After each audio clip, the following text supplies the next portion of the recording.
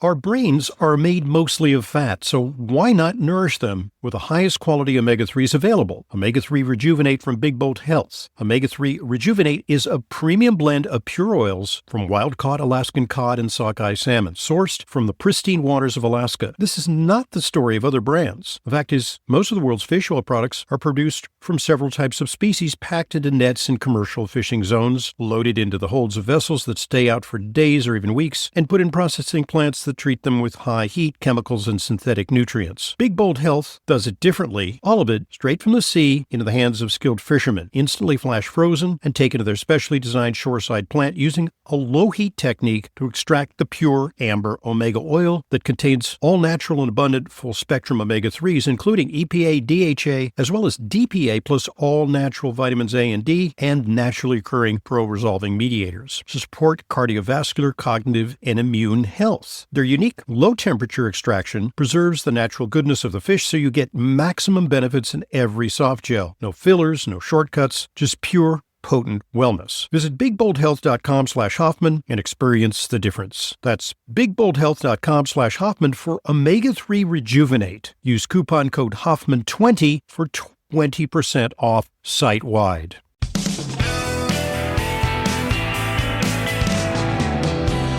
Welcome back to today's Intelligent Medicine Podcast. I'm your host, Dr. Ronald Hoffman. The subject is free speech. And yeah, we often talk about free speech about the truthful scientific information about health products. But this is not about an effort to exert political change when it comes to the airwaves, social media, the FTC, the FDA. Those are important considerations in our battle to excuse the expression, make America healthy again. I know that may be a trigger word for some people, but, that is, I think, generically something that intelligent medicine listeners are for. Our guest is Dr. Chloe Carmichael. She is a clinical psychologist, and she is author of a great book. Can I say that? Why Free Speech Matters and How to Use It Fearlessly. And so, Dr. Chloe, actually, my impression is that America is both a historical and a geographical and political anomaly in that one of our founding principles is about free speech. So why is that important? There are other countries where that's not so much valued. I mean, I think China, not a big thing. Russia, for sure, not such a big thing. And even, some of the, quote, liberal countries of Europe, there's now debating on, whether there should be limits on free speech. So, where do you think that, we've become too fanatical about opening the floodgates to free speech, or is that a salutary part of our heritage? Yeah, I mean, I do think it's a salutary part of our heritage. But as you said at the beginning, and I totally agree with you, this doesn't even have to be a political issue, I mean, truly just from a mental health standpoint. I mean, because no matter what side of the aisle we're on, even no matter what country we're in, we know that basically everywhere wants people to have good mental health. And it's even more than that, actually. One of the things I explore in the book, too, is actually about problem solving. And it is interesting that the United States is this incredible hotbed of entrepreneurial activity, right? Yeah. Mm-hmm. Yeah, and innovation. Because study after study has shown, and it's common sense, but I provide the links at the research in the book. But when people have the chance to talk about problems with other people, they regularly, reliably will come up with more solutions, with better solutions, with more creative solutions. Also, it allows people to have a healthy distance from their ideas so they can not only develop good ideas, but discard bad ideas. We've all had something where we say, oh, gee, as I say that aloud, I realize maybe that's not such a good idea, right? And it's through that free speaking, free, wheeling expression of ourselves that I think we can truly access our full brain. I mean, as you know, there's parts of our brain that are uniquely created for the production and the comprehension of language. We have a unique version of, I think it's the FOXP2 gene, that is our, gene for language. Steven Pinker has said that humans need to speak the way that spiders need to spin webs. And so putting constraints on our language I just think it's like putting a constraint on your brain. Mm-hmm. No, I think that's a good point. And, looking historically, it seems that for centuries, we're sort of mired in the dark ages. And it was only at the time of the Enlightenment that it paralleled a kind of a relaxing of the strictures about heresy. Heresy was a big thing. And in fact, some of the great revolutionary scientists were guilty of heresy, and they paid a penalty for it. Leonardo da Vinci and Copernicus and Galileo, had heretical ideas, but they were great innovators. And only when that was relaxed in the spirit of the Enlightenment did we see quantum leaps in scientific and technological development. So maybe there really is something to it, is that the ideology that kind of pins us down constrains us in terms of our human potential. Absolutely. And you know what, another interesting, support for that is that when we've seen what happens when we do put limits on speech, we get groupthink. So, and this is, again, not a political comment. In any Psychology 101 textbook, you can look up groupthink, and it will show you examples like the Challenger explosion or the Bay of Pigs. And those are situations, and it always traces this and explains it in any Psych 101 textbook, that in retrospect, what they discovered is that because people in the meeting rooms felt like they couldn't express themselves, nobody could say that the emperor had no clothes, or that this plan of attack wasn't going to be successful, but people had to do self-censorship. They zombie walked into some of the worst ideas and the worst disasters ever. So yeah, we do see what happens even in professional settings when people have to stifle themselves. And certainly there's Dr. Marty Makary, who's now head of the FDA, has been a big critic of medical groupthink. And Jay Bhattacharya at the NIH, what they're calling for is, let's think a little bit out of the box, because we tend to, kind of plow our way. We're siloed into certain areas of research that are sometimes expensive, that yield solutions that are impractical, toxic, or, don't pan out. And we need to broaden our perspective and have the freedom to, explore outside the railroad tracks of our thinking patterns. Absolutely. And I think it happens too with professional journals, with academic journals, big time, that they'll only publish, certain types of research. And so then only certain types of research gets funded or gets done. And, down the intellectual rabbit hole, or, rather lack of intellectual cognitive rabbit hole we go. So yeah, I love the idea of, no sacred cows, whether it be in medicine or philosophy or, around the barbecue. I really want people to just be able to say what they think, even if they're wrong, because that's actually how we truly even get rid of some of the worst ideas. In the book, one of the things I explore is even former members of the KKK or former jihadi recruiters, things we can hopefully all universally agree are, bad ideologies. The way that people come out of those ideologies is not by somebody saying, shut up or cutting out your tongue, you can't speak. It's actually through dialogue, through, people having the space to talk through their ideas and having, the chance to have someone gently challenge their ideas or talk them through or, learn or experience something different. That's how they change. Now, I'm not saying that we're all obligated to go lend our ears, to every KKK or jihadi member, but it is just there to dispel the idea that we're going to get rid of hatred, whatever we deem as hatred, by telling people that we're going to cut out their tongue. It doesn't make the idea go away any more than me not opening my credit card bills would make the debt go away, right? It's still there. Is there a lesson that we've gained from the messaging around COVID? I think that what has happened since COVID is there's been an erosion of trust in public health messaging because the messaging was contradictory. It turned out to be wrong.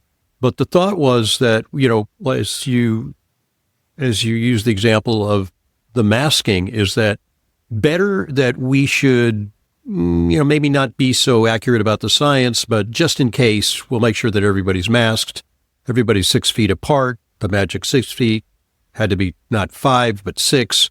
that we, had to make sure that everybody got the vaccine or they'd get fired, that you had to use your registration card here in New York. You fled to Florida, but I'm still here in New York, that you managed to get your initial vaccine and boosters. I've even tried to sign up for trips where they've said, oh, you have to give proof of your booster. Are you up to date on your booster to go on, this particular voyage, like a cruise ship? So have we learned anything from that? Has that been a teachable moment about the dangers of labeling things, misinformation, censoring, and so on? I certainly hope so. I mean, I think one of the worst things about all of that, COVID stuff was not even the simple fact that some of the experts were definitely wrong, but because experts can be wrong, that happens. Yeah, especially in the face of an emergency, sometimes there's kind of a panicky reaction and, an abundance of safety. We do things that are maybe over the top. But the crime was that they wouldn't allow people to talk about it. Yeah. That they kept, saying like, well, the science is settled, or remember, I believe it was the Great Barrington Declaration with, that they said we've got to take this down, and you couldn't post on Facebook about even just an idea that maybe there was a different way to go about this. And so that's one of the things I share in the book too. There's a chapter called common objections to free speech, and one of them is, well, what about misinformation? Yes, exactly. And I say, well, remember Galileo, you brought him up. He was jailed for saying that the earth orbits the sun. He died in jail. My own profession, we were doing lobotomies on people. Oh, yeah. In the 90s, we had physicians testifying to Congress that cigarettes were fine. So we have to understand that experts can be wrong. And so therefore, no, the science is never settled. We always have to be able to discuss openly. That's how we get to the right information. So, I think a fundamental question around this is, do we have to pay the price of horrible speech in some cases to have free speech and freedom from censorship? And I think that X, formerly known as Twitter, is an example of that. You can go to the deepest recesses of X, and you can find, horrible caricatures of African Americans. You can find horrible caricatures in the, sort of ancient anti-Semitic tradition, Jews with fangs, with bags of money. And you can see that there. And is that the price that we have to pay to have a free exchange of ideas? Because I think there are some people, other countries are adopting very strong anti-hate strictures. And, so where do you draw the line? Yeah, a few thoughts there. So first of all, we absolutely can and should have good boundaries, right? So being in support of free speech doesn't mean that you can't have boundaries. You can and should probably set your Twitter filters if you're getting bombarded, with, really vile material. So we can absolutely use our filters. Also, the First Amendment does already have what we call a time, place, and manner restriction. So, for example, I, as a woman, if somebody wants to go around saying women are stupid, I don't mind. But if they want to get a city permit to shout that over a loudspeaker outside of a Girl Scouts meeting, they won't be able to do that because of part of the First Amendment, which is a time, place, and manner restriction. And one final point on, the issue of, well, should we allow people to say certain things because, could become very hateful? We have to remember that in the Weimar period of Germany, right before Hitler came to power, there were incredible amounts of laws against saying derogatory things about Jewish people. That did not stop the Nazi movement. All that did is caused it to be underground and gave it kind of a forbidden fruit phenomena and prevented anybody from even being able to ever debunk the ideas because nobody could ever present them in the first place. That didn't prevent the ideas from being spread. It just caused them to fester and be shared unchecked. So basically, except for time, place, and manner restrictions, as well as, fraud, libel, incitement to violence. Right. Yes. Statements of violence, because it's one Amendment. thing to say, I hate you, you're terrible, you're awful, etc. Use all the bad words in your rich vocabulary. But when you say, I am going to come and hurt you, with an explicit threat, I think that verges on, an act where, you need a Call the criminal police. referral, and the very least that, or I'm going to gather a mob and I'm going to set fire to your house. I think that it becomes a different matter. 100%. I am 100% in favor of that. So that's why I say I'm not a free speech absolutist. I'm a First Amendment absolutist, because the First Amendment does make for those types of provisions. Indeed. Thanks very much for listening. And now here's an opportunity for one of our sponsors to share an important message with you. So here goes. Listen up. Are you concerned about your blood pressure? Join the millions worldwide who have chosen Kyolic as a natural alternative to support their heart health. Why Kyolic? It works. Over 900 published scientific articles and research studies have shown that Kyolic aged garlic extract has a positive effect on cardiovascular risk factors such as high blood pressure, cholesterol, circulation, blood sugar balance, and more. Kyolic aged garlic extract, organically grown garlic aged for up to 20 months for maximum purity and potency. Gentle on the stomach, easy to swallow capsules with no offensive garlic odor or taste. Visit Kyolic.com. That's KYOLIC.com. Learn about Kyolic Formula 109 for blood pressure, as well as Kyolic's other cardiovascular formulas. Kyolic is sold at Sprouts, Natural Grocers, Whole Foods, and natural health stores everywhere. Also online.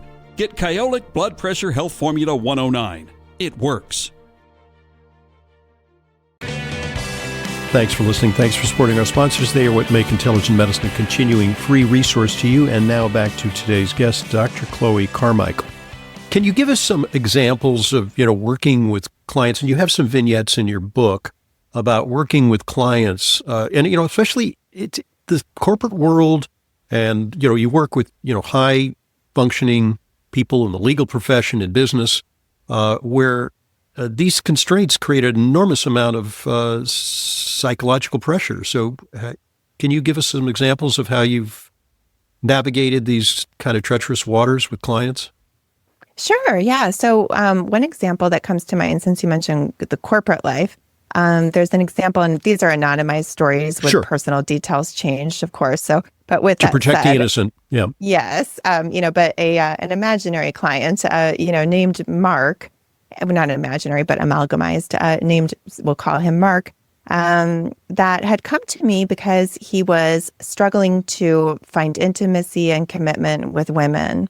And I kept asking him, if he'd ever had any bad experiences with women. He's like, no, I don't understand how this is happening. And finally, he just almost as a joke, he's like, well, there was the time that I was told that because I'm a dude, I'm not going to get promoted at work. And I was like, oh, well, what do you mean? And he said that a friend in HR had, thought she was being helpful, in a way she was, gave him a private heads up that the commitment to diversity in the hedge fund industry meant that no more straight white men were going to be promoted. Yep.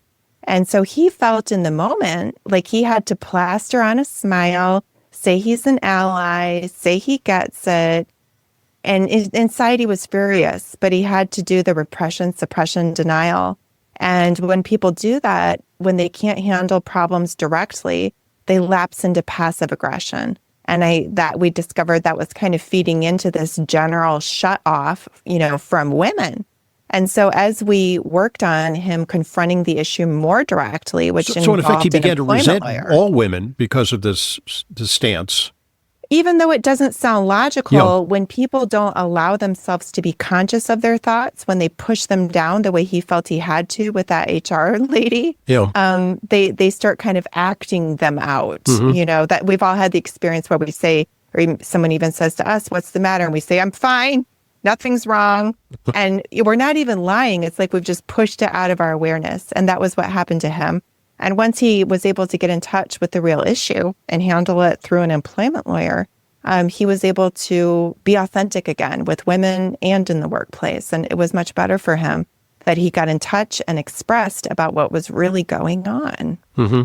So he had a career block, but he also had a personal block at the same time. Mm-hmm. And finally, he asserted himself in both realms, and that actually led to a more potential for both professional and social advancement. Yeah, good stuff. Uh, anything from the legal profession, because you work with, I envision you as like the corporate attorney for billions. Do you ever consider that role? Did you feel that that character was a role model for you, that you might be a performance coach for a hedge fund? I've done a little bit of that type of work, and it is really interesting to work with such driven, high-functioning people. And I was actually, when I wrote this book, I was kind of anticipating that all of my corporate clients would totally burn their bridges with me. But very surprisingly, they actually have been having me give talks and presentations. Contraire, huh? Interesting. Yeah, because the legal profession in particular, as you mentioned, is an interesting one. Because you cannot just not discuss immigration or not discuss, the administration or, what's happening with, tax laws or whatever. So people have to learn how to talk about this stuff in a way that makes room for other people. And so management at law firms and places like that have been, I think, refreshingly interested in learning how to do that, how to create a truly inclusive work environment where people can bring their whole brain to work. One of the problems that you cite is the universities. This is where people are trained to think. And unfortunately, it's kind of going in a different direction than you would like to advocate in your book, which is, can I say that? There's there's the surveys and the studies that are being done on students. There's so many feel that they have to constrain their opinions and their speech. Yeah, they do. And I mean, it really is crazy at a university, right? I mean, people have asked me well, don't you think, Chloe, that there are certain places where, it should be a safe space? You're at a breast cancer survivor group. Can't you have a rule that, people aren't allowed to judge each other or whatever? Yeah. And I'm like, yeah, of course. But that's completely different than what's supposed to be an intellectually rigorous environment, that's only simply seeking the truth. Yeah. And there's actually a lot of people have been getting this book for their college kids because it talks about just the real talk, which is that in many cases, your professor will fail you if, you write a paper that doesn't sing the song from the political perspective that they don't even realize is a political perspective, because the universities are such an echo chamber that they don't even realize it. Or maybe you can't get a date, if you got the wrong political outlook. Yeah. Oh my goodness. What's happening with young people? It's a whole other thing. But I encourage people, if you're at a university and you're in that situation, which again is probably why, much of the research coming out of universities these days is not replicable because, they are in this groupthink situation. Yeah. But at the very least, I encourage students at universities, and I've been so thankful to even be able to speak at them. Like Columbia had me recently, which really shocked me. You're an alum of Columbia, by the way. I am, yes. You went undergrad, so did I, yeah. Different times, though, yeah. Yeah. But I encourage, students to, at the very least, make sure you journal what you really think after the class, or talk to your friends and family about what you really think. There's a whole vignette in the book about a college student that just feels like she has to sing the song so long of, the gender studies program and the this and the that. And, she ends up really losing touch with herself as a woman and what she even really thinks and what she really wants as a woman. So I encourage people to make sure, or even consider talking to your professor. I do offer some ways to do it, including potentially even just, talking to your ombudsman, or maybe talk to the professor privately first, or depending on the laws where you are, maybe even record it and go, Project Veritas style, who knows? Yeah. I'm old enough to remember, I grew up in California, and at Berkeley, and I believe it was in the early 60s, they had something called the free speech movement. And in those days, the free speech movement was spearheaded by a leftist, Mario Savio, who was rebelling against the conformity of the conservative faculty at the university there, which was basically, about, corporate advancement and CIA recruitment and, military training. And so Berkeley became a hotbed of what's called the free speech movement. Fast forward to 2026, and we've got it's almost succeeded too well for at least one side, so that you have kind of a monoculture of people, and you look at the political affiliations of the faculty and the administration, it's pretty much a monoculture. Yeah, and ironically as well at Berkeley, unfortunately, they've had multiple episodes of actual political violence. And I share in the book, and I share the research links too at drchloe.com/5Ds.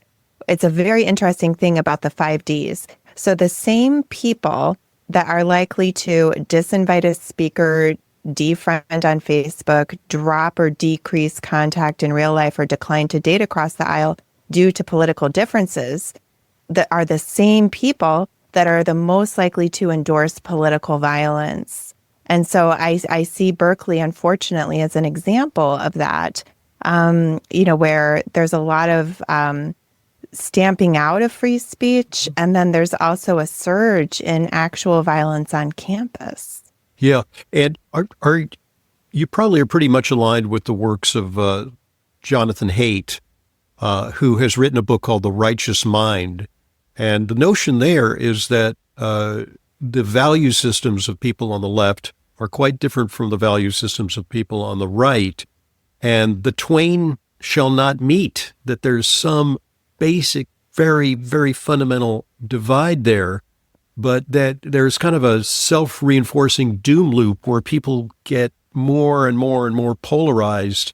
And social media amplifies that, of course, because I can curate my feed so I only find stuff that I agree with, True, very true. And yes, I absolutely love Jonathan Haidt's work. I mean, I quote him quite a lot in the book. I hope I get to meet him one day. Mm-hmm. Yeah, your book is certainly in the spirit of Jonathan Haidt, but from the standpoint of a psychologist, he's a psychologist as well, but he's also kind of a philosopher psychologist. So yeah definitely, this is I think a good and important and timely book because sticks and stones may break my bones, but words can never hurt me. We need to take that advice to heart and have better dialogues, better self-expression, less self-censorship. And this book provides a roadmap on how to do that. It is entitled, and I've got the notes here. I want to get the full title because can I say that top line? Why Free Speech Matters and How to Use It Fearlessly. The book is out. There's also there's an ebook, and there's also an Audible book. Dr. Chloe Carmichael is a clinical psychologist, and you have a practice here. Oh, I would say you moved to Florida. Do you do kind of a telemedicine, telehealth kind of consultation with clients all over the country? Yeah, I mean, I'm not doing a great deal of private visits, but yeah, everything I do at this point is virtual. But with the book, I'm doing a lot more speaking and workshops about the mental health benefits of free speech. It's just been such a personal cause for me lately. It's like a public service announcement that I'm super excited to talk about it. So if people want, to have me pop in virtually at a book club, or, I've been speaking for small groups, even at professors at universities or wherever. I invite people to invite me because I do want to talk about it. Yeah, and you are ubiquitous on the media, so congratulations. I've been seeing you on, some of the cable channels. So your message is timely, it's important, and, it's an earnest message. It's a bipartisan message. I think we need to really clean up our way of communicating in this country, and your book is really in service of that goal. Dr. Chloe Carmichael, thanks very much for joining us. Once again, your website is? freespeechtoday.com. All right. I'm Dr. Ronald Hoffman, and this is the Intelligent Medicine Podcast. I want to thank you for listening to the Intelligent Medicine Podcast. Follow us on Apple Podcasts, Spotify, Amazon Music, or your favorite podcast app, and get new episodes automatically downloaded every weekday. And please give us a rating and review. It truly helps new people discover intelligent medicine. The Intelligent Medicine Podcast is for general informational purposes only and does not constitute the practice of medicine, nursing, or other professional healthcare services, including the giving of medical advice, and no doctor-patient relationship is formed. The use of information on this podcast or materials linked from this podcast is at the user's own risk. The content of this podcast is not intended to be a substitute for professional medical advice, diagnosis, or treatment. Users should not disregard or delay in obtaining medical advice for any medical condition they may have and should seek the assistance of their healthcare professionals for any such conditions. Finally, please visit drhoffman.com and discover everything Intelligent Medicine has to offer, including frequently updated, unbiased health news and fully vetted product and supplement recommendations. There were many important reasons why I started my FullScript online supplement dispensary. I wanted to offer you the same curated professional-grade supplement brands that I use, the ones I know and trust. I also wanted to ensure that they weren't counterfeit or expired. Recently, I've been hearing more and more about counterfeit or expired products purchased from online retailers. With FullScript, you can be confident your supplements are genuine and they'll arrive with optimal freshness and potency. Also, buying through FullScript offers fast, free shipping, optional refill reminders, and a highly rated mobile app. It's safe, secure, HIPAA compliant, and offers world-class support. Go to drhoffmanstore.com for more information and to start your free FullScript account. You'll get access to the supplements and features you need to help you achieve your wellness goals, including my custom targeted protocols that combine the products I recommend to address specific needs: heart health, immune support, and much more. To get started, just go to drhoffmanstore.com, drhoffmanstore.com.